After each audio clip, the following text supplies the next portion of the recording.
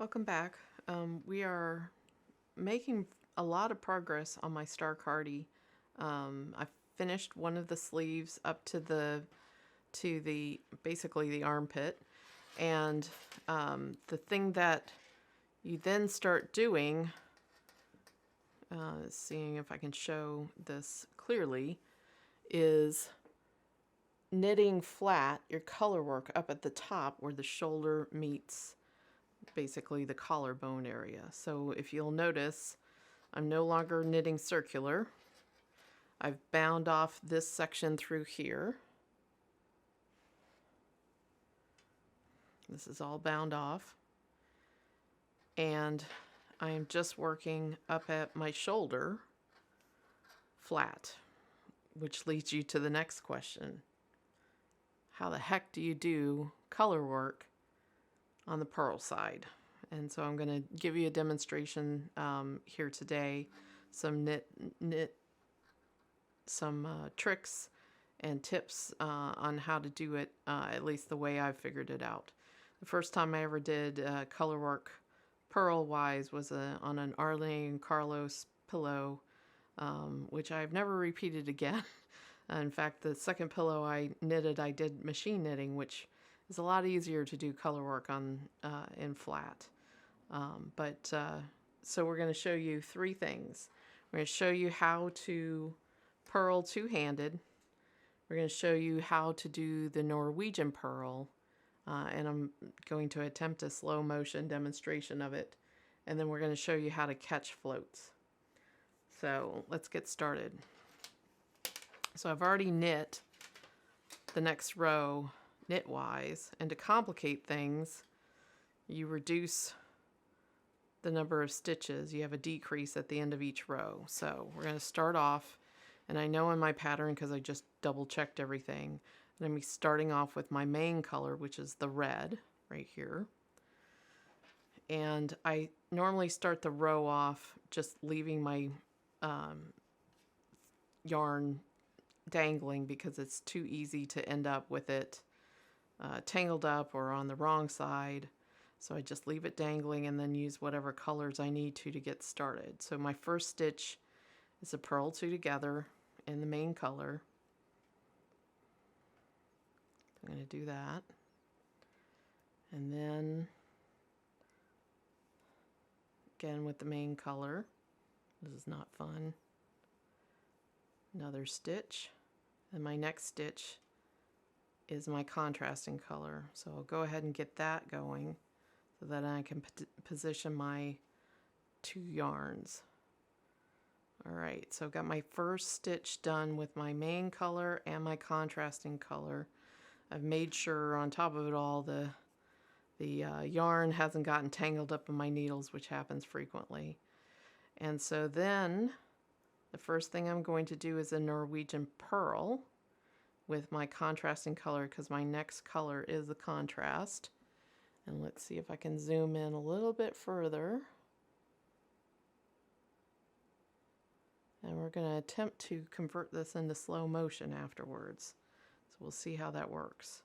So to do a Norwegian purl, you pick up the thread, you bring it through as if to purl, twist, grab your next,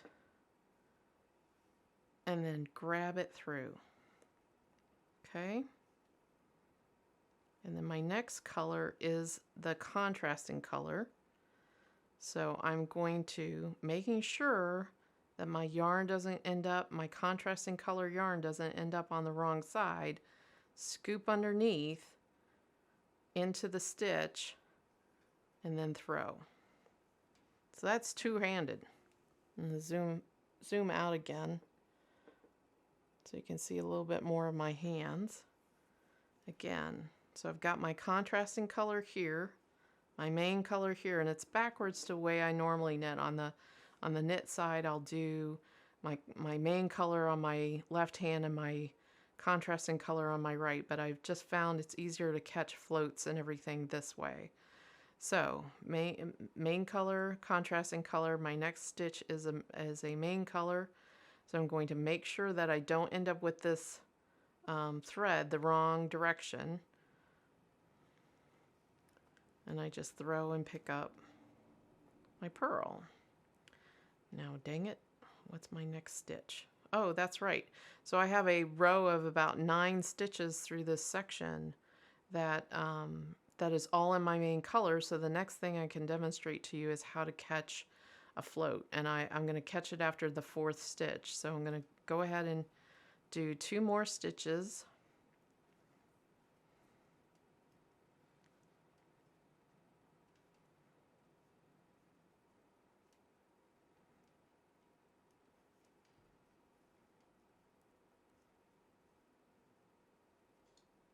Actually, oh, I missed a stitch. All right, so this is easy. Just let everything hang back and tink back.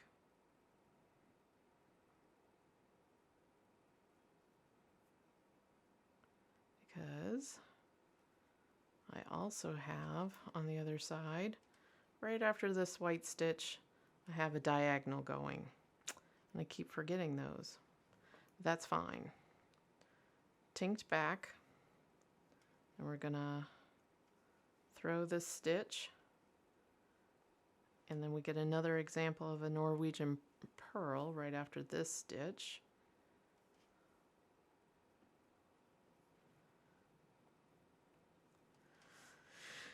And I'm gonna zoom in again. Just need to tension my contrasting color.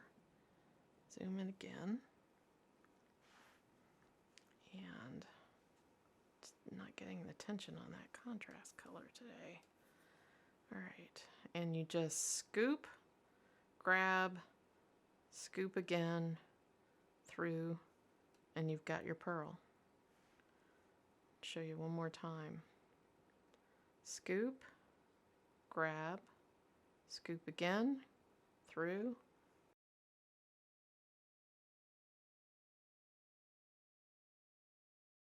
and you've got your purl, and you can use your finger to cinch that up to get the tension just right.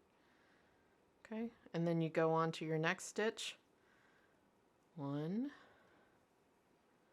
2, 3, 4. So this is where I'm going to catch a float, and I've actually found it's really easy. So on this, I tend to keep my my tension very close because I can't do fingers out. Pinkies out just don't work for me.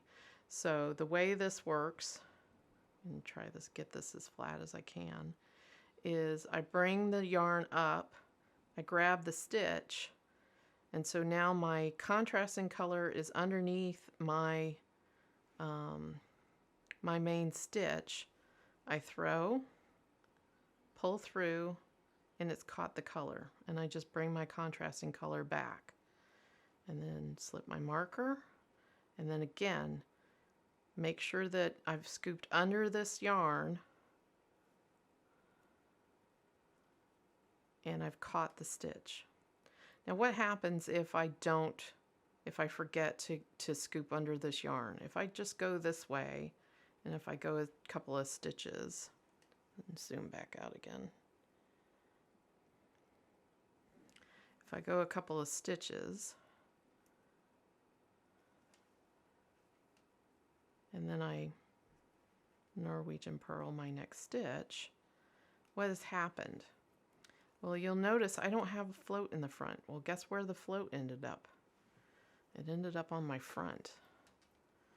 Let's see if I can zoom in on here and show you where that float ended up. See, it's right here.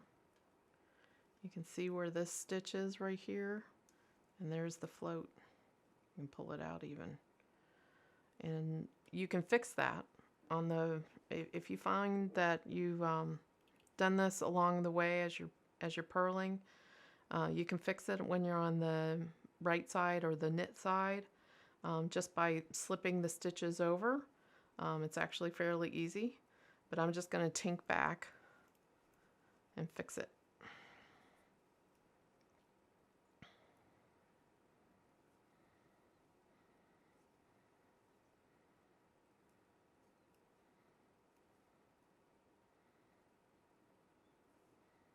All right, and I can see that that stitch just popped out front on me.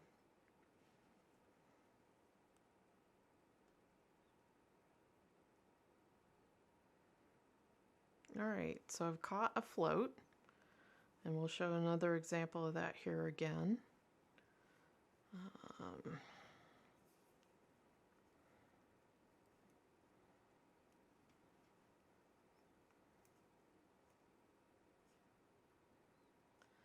And I will say it's very difficult to follow the pattern on the wrong side. You can see some of the pattern.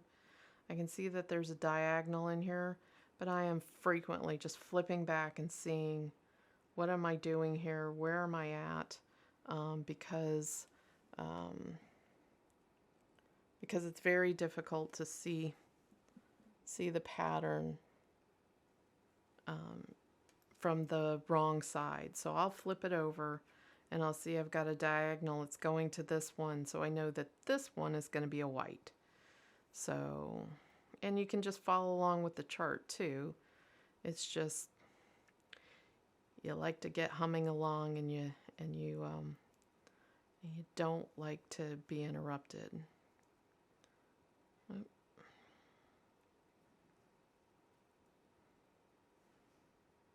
Okay. No, main color. Main color. I'm having troubles keeping tension on my contrasting color today because I'm trying to lay everything flat. And now I've got contrast color, and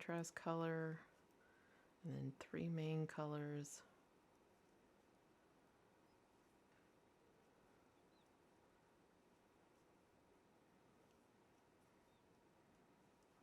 And Norwegian pearl, contrasting color.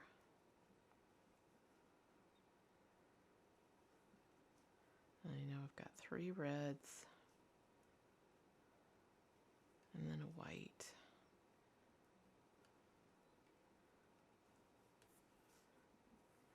This yarn is so sticky, it just clings onto everything. All right, contrasting color, main color, 2, 3, 4. And I know I'm to the point where I want to catch the float again.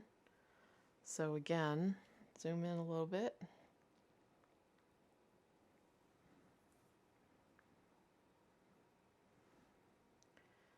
And I just bring this color through, grab my main color, zoom in on that.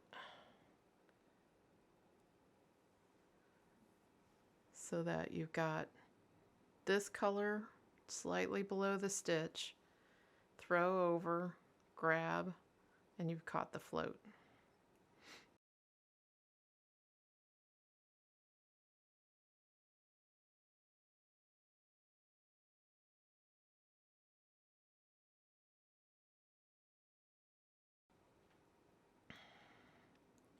Slip the marker, throw, throw, throw. So I should have 2, 4, 6, 8, one more stitch.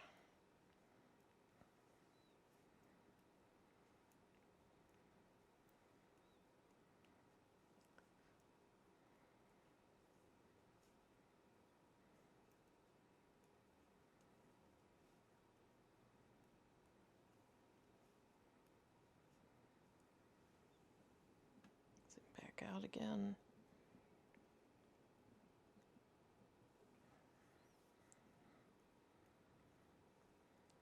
Norwegian pearls. 3 stitches in the main color.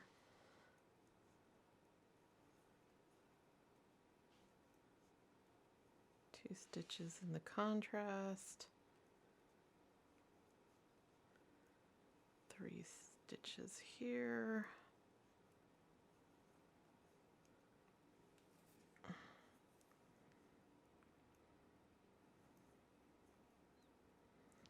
Another Norwegian pearl because of my diagonal. You can kind of see that diagonal just right through here. And then, oops, main color, 3,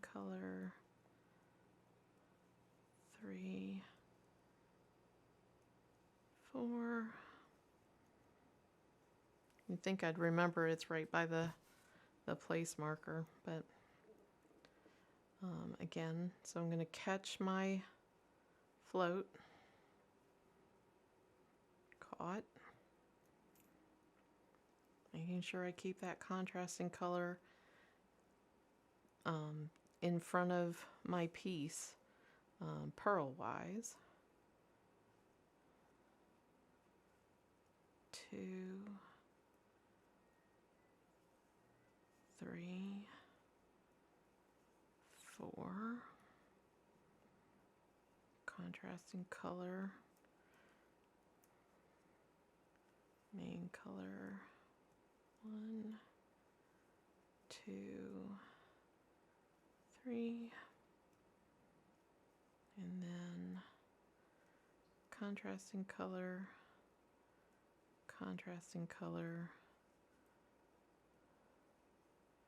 main color, and then I need to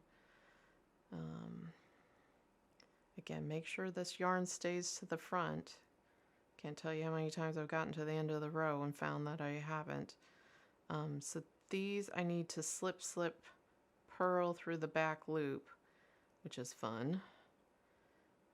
Slip, and then it's purl through the back loop, comes in from this direction, and throw. Oops. I can just drop my contrasting color while I struggle through this. Let's see, I think I've got my loops turned around here. Yep, slip, purl through the back loop by grabbing in, coming in through the back, and pulling through. All right, so that's my row, and if I flip over back over to the other side and zoom in a little bit, it looks like I successfully got my pattern right. So I've got the start of a star here, and then I've got this diagonal piece in the middle. So it looks like I may have gotten a stray white right here. I did it in the wrong place, which is fine because I'm going to fix it when I come through knitwise. So you can just mark it and fix it. But I've got my stars here, my flat out diagonal through here, stars and diagonal. So I'm just going to mark that and then fix it like I would normally as I was doing this white as I was going along. So thanks for logging on and watching the video, and I'll talk to you next time. Thanks, bye.